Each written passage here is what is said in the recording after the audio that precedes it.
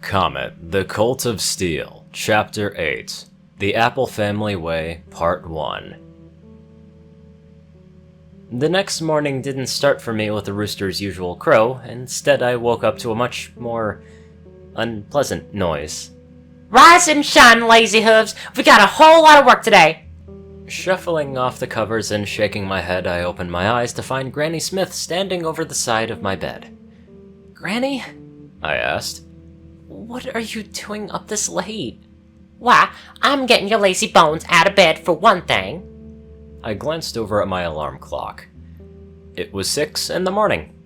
It's only 6 o'clock. I moaned into my pillow. I decided I'd be generous since you're still growing full. Was her answer. Come on now, get up. We've got a lot of work to get done before you get to school. With that, she turned around and went back downstairs. I yawned and stretched my hooves out.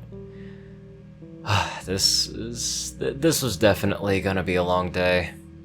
Granny was in the kitchen washing dishes in the sink when I got downstairs. She'd set out a bowl of oatmeal on the table alongside a glass of milk.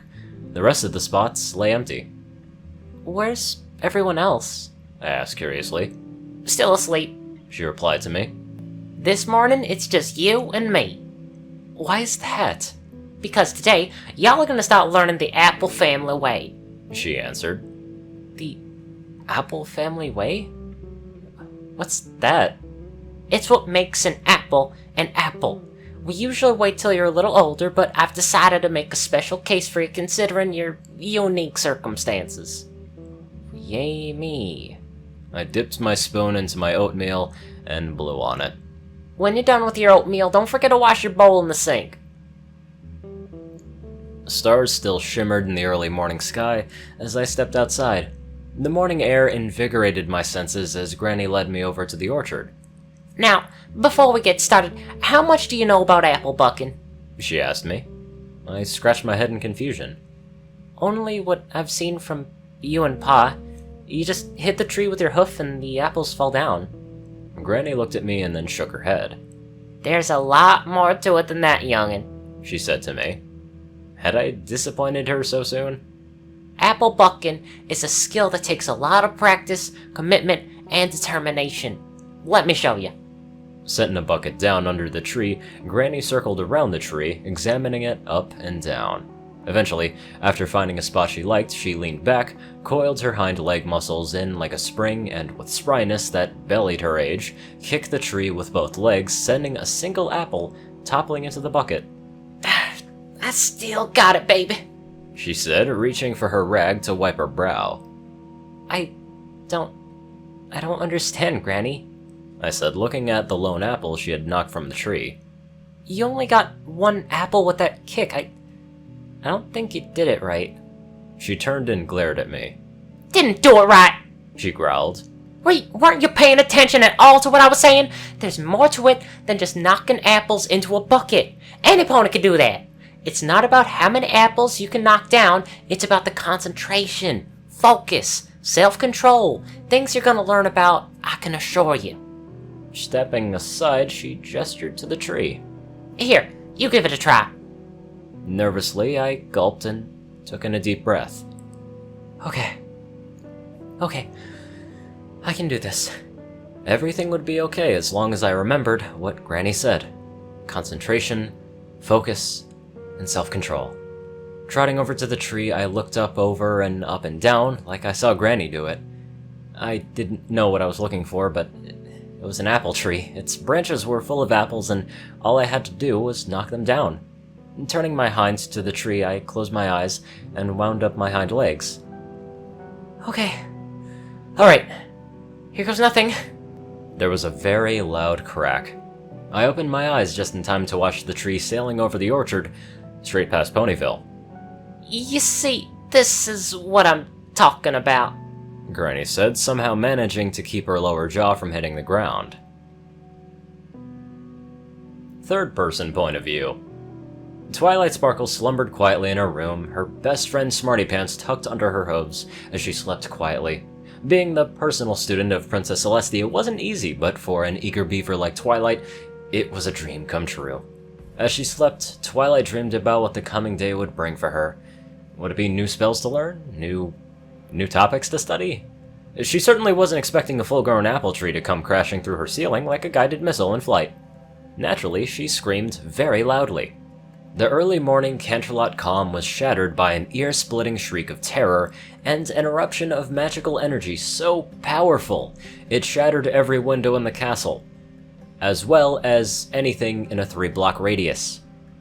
Princess Celestia teleported into the room. Her normally majestic mane was tangled up in split ends, and her eyes were bloodshot from having been woken up so suddenly.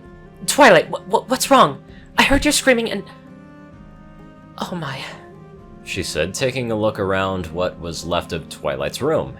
The tree had entered through the roof roots, first leaving a large hole in the ceiling.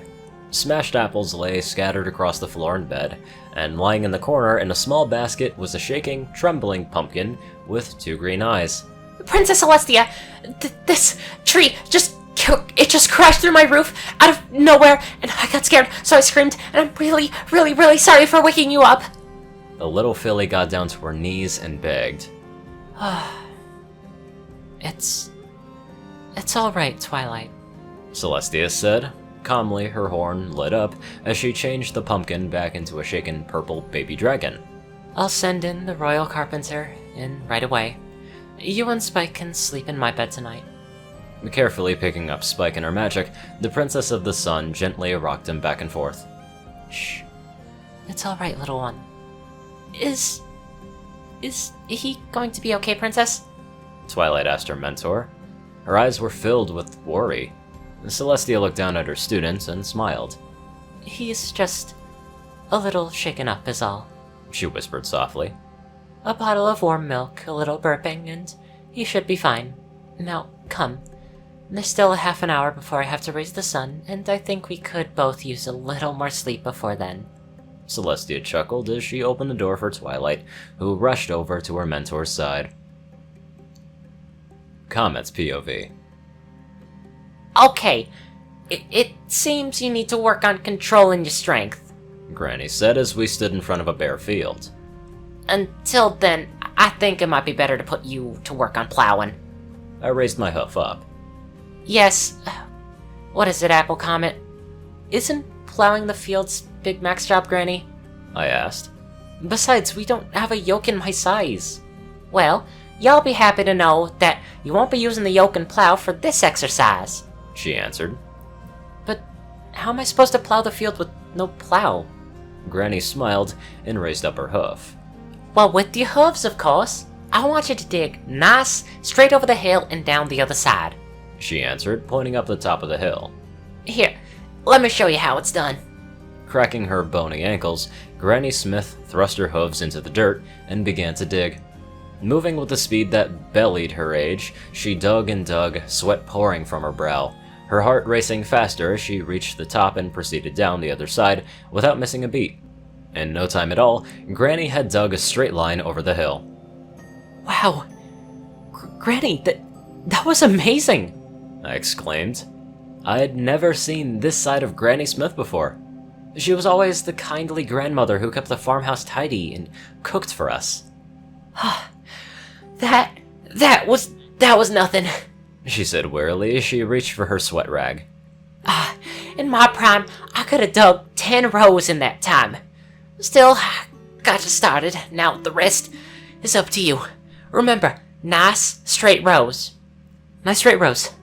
Got it. I nodded. Taking a deep breath, I dug my right hoof into the ground, followed up with my left, and I was off. Quickly reaching super speed levels, I dug my way to the top of the hill in under 3 seconds. Time began to slow down as I made my way down to the bottom, hooffuls of dirt flying past face in slow motion as I reached the end of the line. Turning around, I began digging my way back up the hill and down the other side. All in all, I managed to plow the entire hill in under 40 seconds. Well, Granny, I asked, beaming with pride at my hoofwork. How'd I do? She rubbed her chin, looking up and down at the job I'd done. Finally, she said, I'm afraid it's no good. No good? I asked, confused. But I I did what you said! I dug over the hill and down the bottom! That you did, she answered, pointing directly at the hill. However, you dug the rows too deep. I turned around to see that the rows I dug resembled trenches, leaving what was left of the hill surrounded by massive piles of dirt, clay, and even bedrock. Whoops, sorry about that. I can fix it, I promise. Just remember, bedrock, substratum, subsoil, surface, and organic in that order, and take your time with it, Granny said as she sat down. The sun had risen over the peak of Canterlot by the time I finished putting the last of the dirt back into place. The hill finally looked somewhat normal. My normally white coat was covered in dirt spots and my mane streaked with mud. In spite of this, I didn't break a sweat. Okay. So, Granny, I put the hill back together, so what now? Granny opened her pocket watch to check the time. 7:30? Well, I must say you certainly did your time, and you certainly got your hooves dirty, she said, looking at the state of my coat and mane. It's okay. I can grab a shower before I go to school. Before I head for the house, I was stopped by a wooden cane swinging in front of me. Oh no, you're not tracking dirt in my house, young Colt, she hollered out as she held the end of her cane to my muzzle. Well, how am I supposed to get clean? I quickly learned that was the wrong thing to say. I ended up having to sit in a metal tub behind the barn while Granny bathed me with a garden hose. Hold still, will ya? She said as she combed and shampooed my mane. Y'all still got some clumps of dirt in here. Ow! Ow! Easy, Granny, that still hurts! I cried out. What's taking so long? It's your mane. It's like trying to untangle chicken wire. Great, my mane was indestructible, but it still hurt when somepony pulled my hair. Go figure. This was certainly going to make my next mane cut very awkward. And then there was a crack. And there goes the comb. Great. Great. Sweet Celestia! Granny exclaimed, her mouth dropped in shock. What am I gonna do? Actually, Granny, could I borrow a small mirror? I asked. I might have an idea. Granny sat and watched with amazement as my heat vision bounced off the mirror's surface and into my mane. By focusing the intensity of my beam's heat, I was able to gently burn out the dirt clods in my mane with laser precision. Now, the more inquisitive of you are probably asking, how in Equestria did a 5-year-old Colt come up with an idea to use heat vision to clear their mane? Followed shortly by, where and how did that Colt even get heat vision, and what kind of parental guardian lets him play around with it? Well, it should be blatantly obvious to any pony who's been paying attention that I wasn't an ordinary Colt. Sweet Celestia's mane, Granny muttered under her breath as I looked at my hoof, eye work, in the mirror. As amazing as seeing through walls and shooting beams of heat wasn't enough, I could also see at a microscopic level. It seemed that there was no limit to the incredible things I could do, but I wasn't about to go about showing off my powers to every pony in town. I learned that the hard way with Pa about being reckless with my powers. I think I got them all, Granny, I said, proudly setting the mirror down as I stepped out of the tub. It seems every day y'all find another way to astonish us, Apple Comet, Granny Smith said, admonished. You're faster than a bolt of lightning, stronger than a locomotive. Heck, I wouldn't be surprised if one day you leapt to the moon. You're certainly a very special Colt, my boy. Well, thanks, Granny, I said, stepping out of the tub. I opted to dry myself off the good old-fashioned way.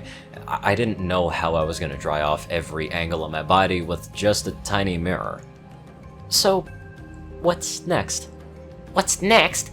Well, what's next? School, of course, she answered nonchalantly. Better get a move on. Between moving all that dirt and taking a bath, you're running way behind. I was out of the barn so fast that my coat was completely dry when I reached the front door. Okay. Teeth brushed. Check. Coat dried.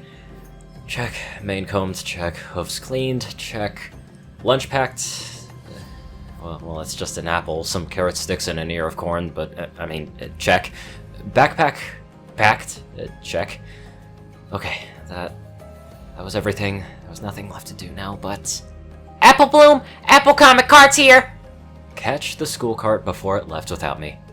My X-ray vision quickly spotted my little sister climbing aboard. As fast as I could run without using my super speed, I darted out the door. Already, the cart driver had begun pulling away from the front gate. Wait! Hold up! Hey, stop! Stop! Wait for me! I shouted, but I was too far away for the driver to hear me. By the time I reached the gate, the cart was already halfway down the road. Pony feathers! I said, kicking the dirt in frustration.